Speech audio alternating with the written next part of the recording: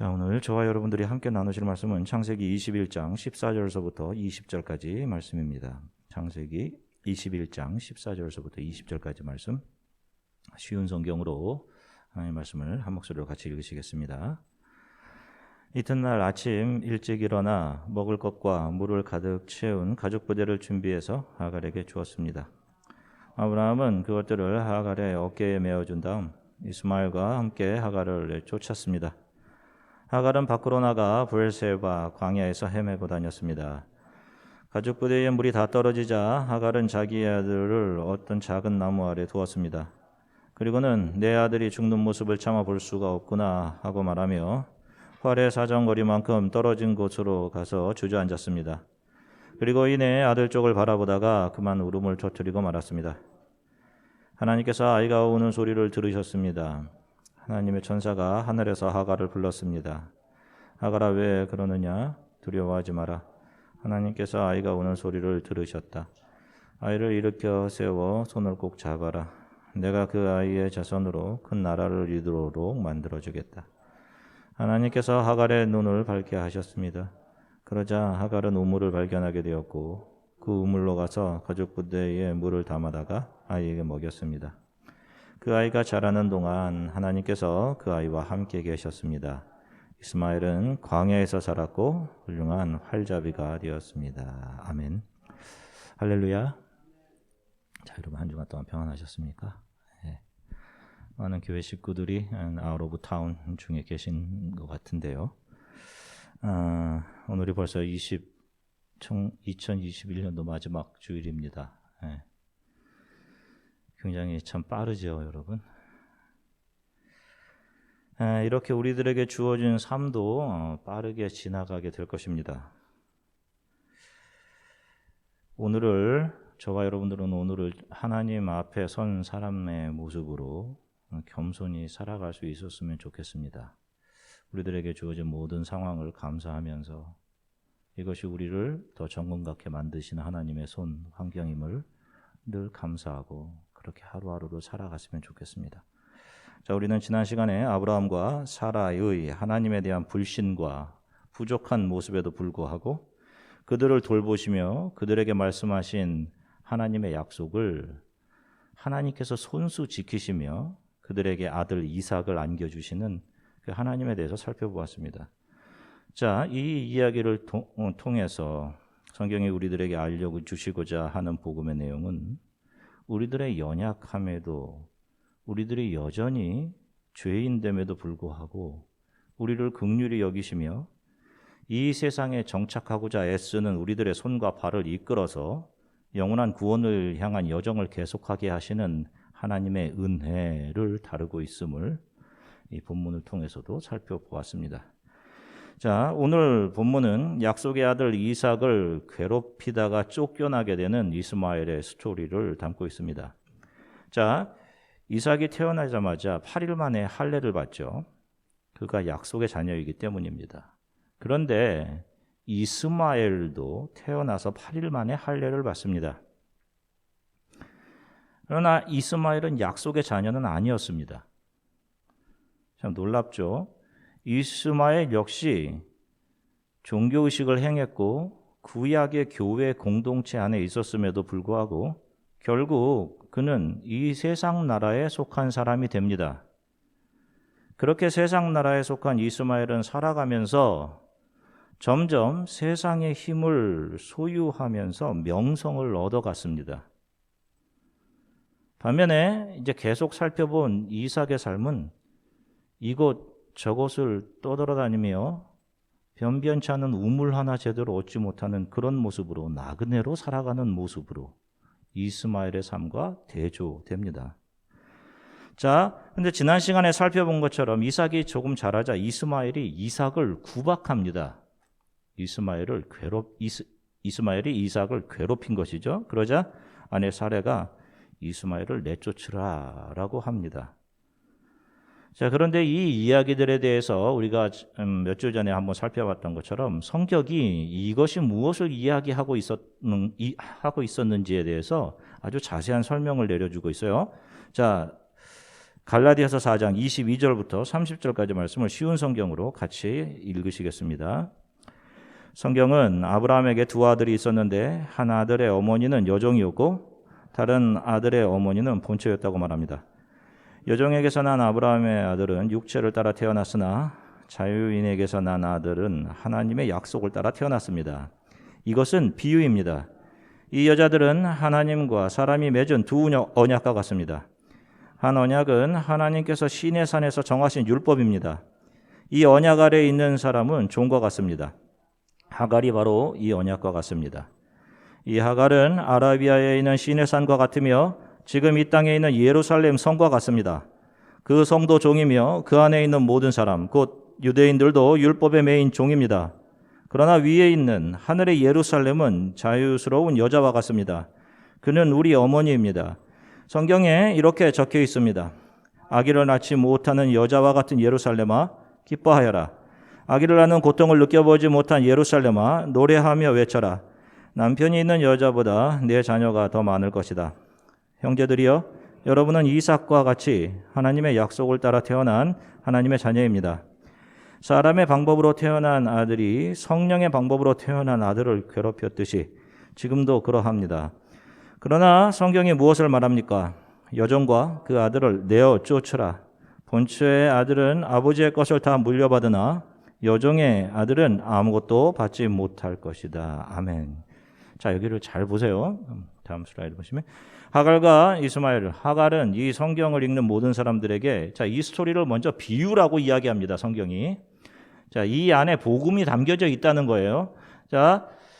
하갈은 모든 이 성경을 읽는 모든 사람들에게 무엇을 보여주기 위한 상징이라고 합니까? 인간의 행위와 율법으로 대표되는 옛 언약이다라고 이야기를 합니다. 여종 하갈은 어디서부터 온 사람이에요? 자신의 아내 사라를 누이라고 속이고 세상 나라를 대표하는 이집트의 왕 파라오로부터 선물로 받은 여인이었습니다. 우리가 생각할 때 파라오로부터 받은 종들과 보석과 그런 부들은 복이 아니라 분명히 이걸 무엇이라고 성경이 정의를 해요? 인간 행위의 산물이다 이렇게 이야기를 합니다. 죄의 대가인 것이죠. 인간 행위의 산물. 그리고 이것을 옛 언약이라고 합니다. 이것이 왜 주어진 거예요?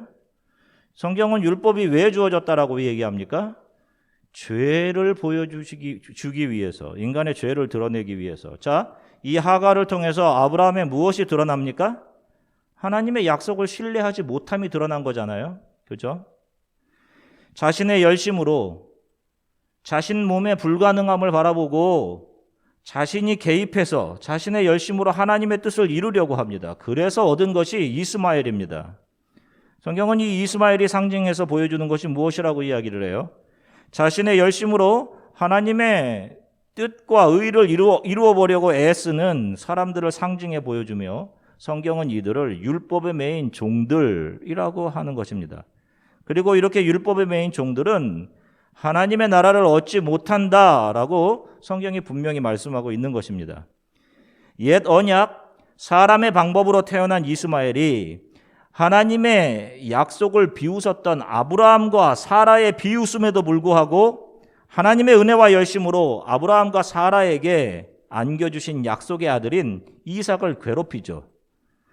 마치 바리새인이 기도하러 와서 감히 하늘을 우러러보지 못하고 자기 가슴을 치면서 저는 죄인입니다 라고 기도했던 그 세리를 향해 비웃으면서 나는 저 세리와 같지 않음으로 인해 감사합니다 라고 했던 모습과 너무도 흡사한 것입니다. 바리새인들은 자신들이 신앙생활을 잘하는 사람이라고 생각했어요. 당시 대부분의 사람들이 또 그렇게 생각했습니다. 그들에게는 하나님을 열심히 섬기는 열심이 있었기 때문입니다. 그런데 예수님께서는 이런 바리새인들을 향해 무엇이라고 말씀하셔요? 속과 겉이 다른 자들, 회칠한 무덤들, 멋지게 칠해 놓았는데 그 안에는 썩은 시체가 가득한 독사의 자식들, 이렇게 말씀하셨어요. 그리고 그렇게 열심으로 하나님을 섬겼던 바리새인과 형편없는 죄인이라고 불렸던 세리 중 누가 하나님으로부터 의롭다 하심을 받습니까? 누가복음 8장 14절 말씀 세 번역으로 읽겠습니다. 내가 너희에게 말한다. 의롭다는 인정을 받고서 자기 집으로 내려간 사람은 저 바리새파 사람이 아니라 이 세리다. 아멘. 자 보세요. 많은 사람들이 또 바리새인이 죄인이라고 취급했던, 그래서 하나님 앞에 나와 감히 얼굴을 들어 하늘을 우러러보지 못하고 자신 안에 있는 죄성으로 인해서, 죄로 인해서 가슴 아파하면서 하나님 저를 불쌍히 여겨주십시오, 저는 죄인입니다 라고 고백하는 그를 성경은 의로운 사람, 의롭다라고 하시는 거예요. 바로 여기에 나오는 이 바리새인들이 율법의 종이고 이 세리가 약속의 자녀인 것입니다. 새 언약에 속한 사람들인 거예요.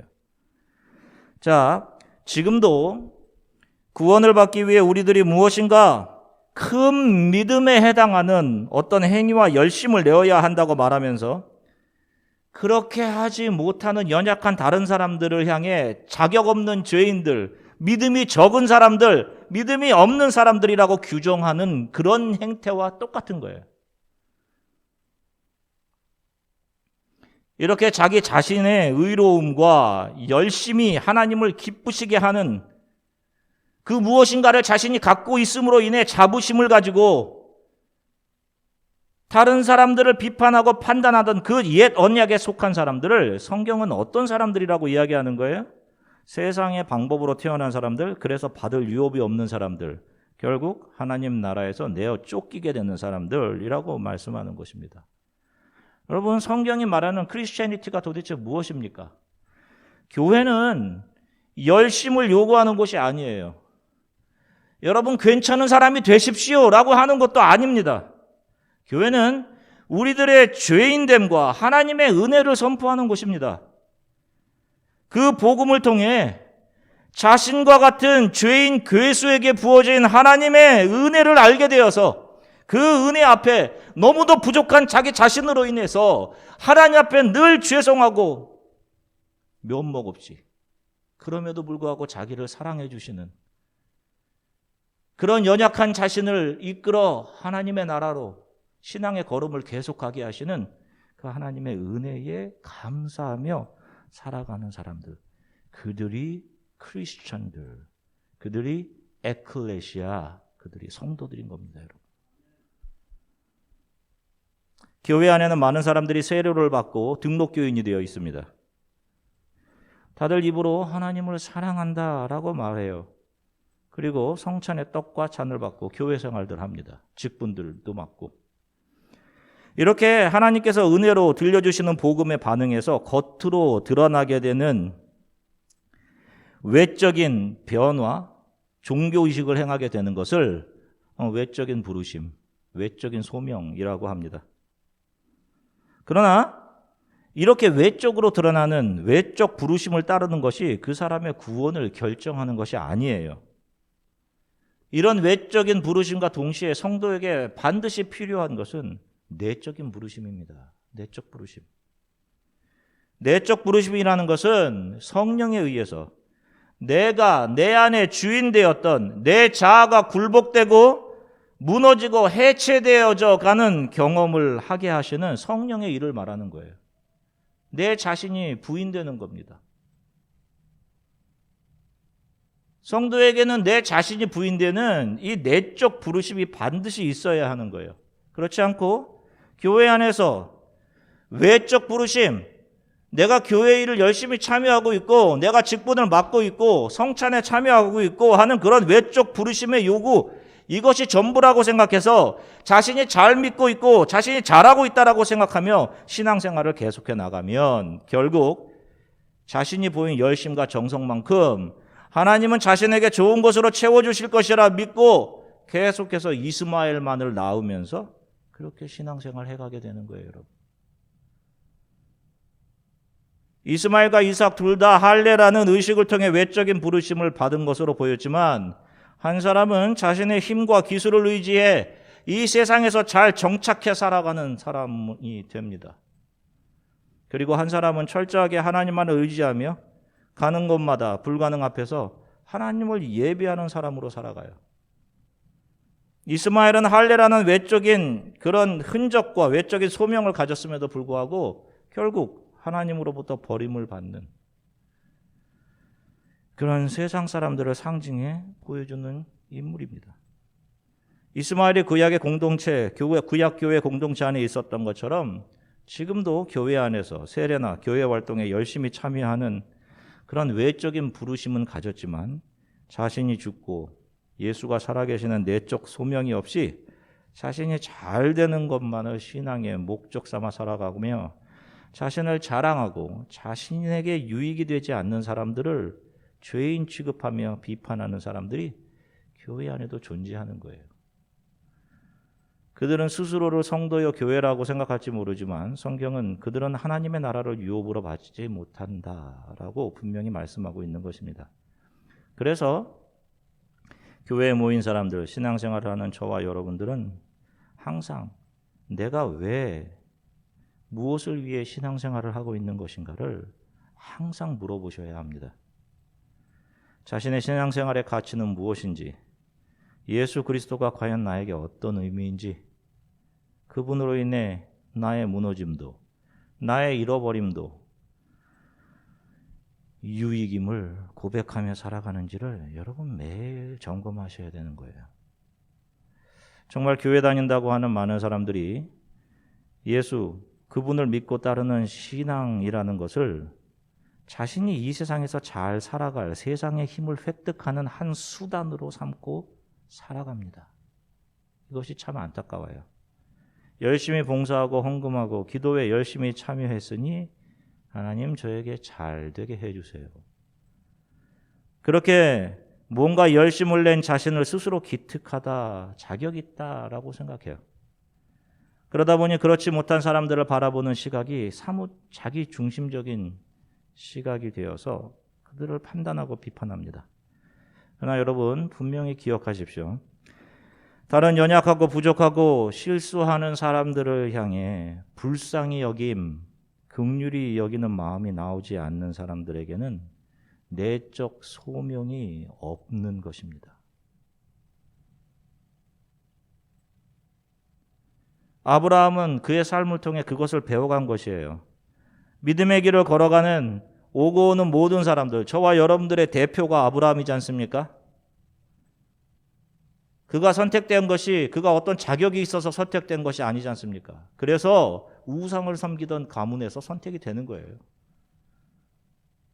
하나님의 은혜로. 또 수많은 실수와 이기적인 행동들이 드러나지 않습니까? 자신의 아내를 뚜이라고 2번이나 속이고 넘겨주고, 그럼에도 하나님께서는 그를 나무라지 않으시고 그를 어떻게 여겨주셨어요? 불쌍히 여겨주셨죠. 우리가 아직 연약할 때 하나님께서 저와 여러분들을 위해 그리스도 예수를 내어주신 것과 같은 것이죠. 그 불쌍함을 받은 사람들은 반드시 그 불쌍함을 삶에서 반사해 내게 되어 있는 것입니다. 그 안에 예수가 있는 사람들, 내적 소명이 있는 사람들은 자신 안에 계신 예수를 반사해내는 것이고, 외적인 소명은 있지만 자신 안에 예수가 없는 사람들은 자기 자신을 반사해내고 자신을 드러내고 과시하고 모든 생각과 판단에 자기 자신이 주인 되어서 살아가는 거예요. 그들은 하나님 나라에 들어가지 못하는 겁니다. 매년 12월이 되면 미국에서 가장 많이 하는 공연 중에 하나가 차이콥스키의 호두까기 인형, 넛크래커입니다. 아이오와에서도 매년 공연을 하죠. 약 6년 전에 저희 딸 유나가 여기 잉글렛 티어터에서 호두까기 인형 공연에 참여한 적이 있습니다. 약 60, 70명들의 배우와 3, 40명의 오케스트라가 이렇게 같이 참여하는 제법 큰 발레 공연이었습니다. 근데 유나의 역할은 병정, 약 2분 동안 출연하는 거예요. 1시간 반 공연인데 2분 출연을 했습니다. 비중이 없죠. 이분 출연을 위해서 6개월 동안을 정말 열심히 연습을 했어요. 그래서 제가 하루는 유나에게 물어봤습니다. 2분밖에 안 나오는데 유나야 괜찮아? 이렇게 물어봤어요. 그랬더니 유나가 2분밖에 안 나오지만 병정이 없으면 어떻게 호두까기 인형 공연이 될 수 있겠어? 이렇게 이야기하더라고요. 나 병정이 좋아 라고 대답했던 기억이 납니다. 가장 짧게 나오는 역할이지만 병정 역할이 그만큼 중요하지 않냐 뭐 그러는 대답이었겠죠. 근데 지금 생각해보면 유나가 정말 그 역할에 자부심이 강해서 그런 말을 했거나 아니면 초라한 스스로를 위로하기 위해 생각해서 말한 것이거나 둘 중에 하나 같은데 두 번째가 아닐까 뭐 하는 그런 생각을 해봅니다. 자, 이 땅을 성도 크리스천으로 살아가는 사람들의 모든 역할은 전지적 작가이신 하나님의 손에 의해 결정이 되어 있습니다. 하나님이 여러분들을 놓으시는 거예요. 여러분들이 결정해서 가는 것이 아니라.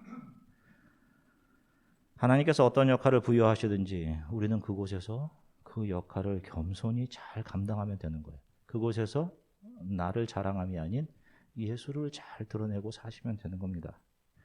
나는 병정이 아니라 주인공인 클라라가 되게 해주세요 라고 할 수 없는 거예요. 차이콥스키 호두까기 발레 공연을 보신 분들은 아시겠지만 그 뭐 주인공 역할도 중요하겠지만 그 발레 공연을 보면 모든 역할들 그리고 장면들 그리고 장면마다 들어가 있는 그 음악들 배경들 모두가 보는 이로 하여금 어쩌면 저렇게 아름답고 완벽한 조화를 이루어낼 수 있을까 감탄하게 해요. 이렇듯 이 세상은 하나님의 구원이라는 웅대한 역사가 펼쳐져 있는 무대입니다. 우리는 하나님이 맡겨주신 역할을 매 순간 감사하면서 최선을 다해 잘 감당하고 가는 거예요.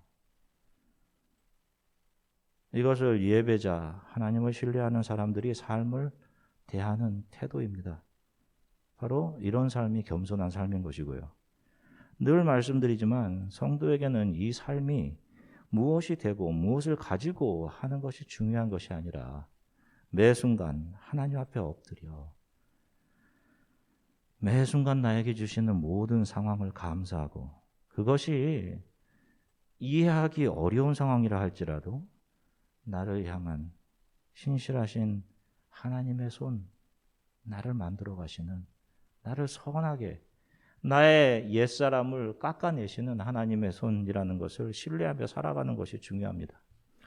올 한 해 여러분들의 하나님 앞에서의 모습은 어떠셨습니까? 여러분들은 도대체 여러분들의 삶을 통해서 무엇을 반사하며 한 해를 살아오셨어요? 물론 여러분 자신이 많이 반사되어 계셨겠죠. 여러분 성격대로.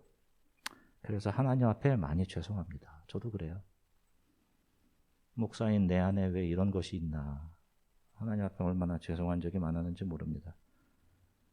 내 안에 살아있는 그 나는 날마다 더 죽어야 하는 대상이에요, 여러분. 여러분 적어도 그것을 자각하고 계셔야 돼요, 여러분. 여러분들이 분노하는 그것을 정당화하시면 안 돼요. 나만을 생각하는 것으로 인해 이기심, 시기심, 질투, 미움 이런 것들이 우리 안에서 계속해서 나오게 되는 거예요, 여러분. 그것이 죽어야 예수가 반사되는 겁니다. 정말 제가 소망하는 것은 저와 여러분들을 통해서 우리 교회를 통해서 서로를 불쌍히 여김, 긍휼히 여김 이것이 반사되었으면 좋겠어요, 여러분. 나에게 유익이 되든 이 사람이 나에게 유익이 되지 못하든 상관없이 서로를 불쌍히 여기고 사랑하고 우리가 가는 이 신앙의 길이 분명히 맞는 길이야 라고 서로를 격려하면서 이 믿음의 길을 같이 갔으면 참 좋겠습니다. 나는 죽고 내 안에 예수가 살아계시는 내적 소명을 붙잡고 살아가는 성도들이 되시기를 주 예수 그리스도의 이름으로 간절히 축원합니다. 잠시 기도하겠습니다. 하나님, 저에게 외적인 소명을 주셔서 감사합니다. 그러나 더 감사한 것은 너는 죽어야 된다. 내가 죽고 내 안에 예수가 살아계시는 내적 소명에 응답하며 살아가는 것입니다. 하나님, 날마다 이 내적 소명에 응답하며 날마다 나를 부인하고 예수만을 붙잡고 살아가게 저를 도와주십시오. 주어진 나의 삶에서 나는 죽고 내 안에 계신 예수 그리스도만을 자랑하고 그 예수 그리스도만을 반사해내는 삶을 살아가게 해주십시오. 한 해 동안 주를 드러내지 못한 삶을 회개하고 용서를 구합니다. 늘 하나님 앞에 부끄럽고 하나님의 그 무한한 사랑을 받을 자격이 없는 죄인인데 그럼에도 우리가 죄인 되었을 때 우리를 사랑하신 그 하나님의 은혜로 인해 감사하고 나를 불쌍히 여겨주셨던 그 불쌍히 여김을 나의 삶으로 반사해내며 그렇게 살아가도록 하나님 도와주시고 그런 우리 교회가 되게 하나님 도와주십시오. 우리 이렇게 잠시 기도하시고 성찬의 떡과 잔을 받도록 하겠습니다. 잠시 기도하시겠습니다. 하나님 주님 감사합니다.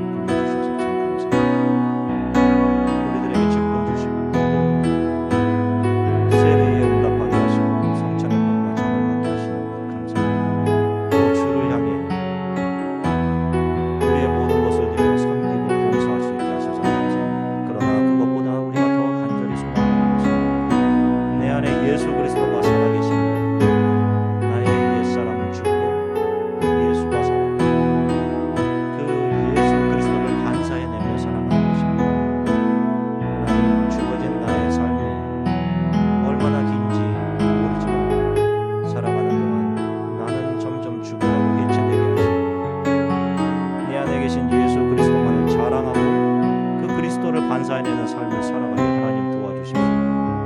주님, 함께하게 하신 성도들, 어떤 사람들이 우리 교회에 들어오건 서로를 불쌍히 여기고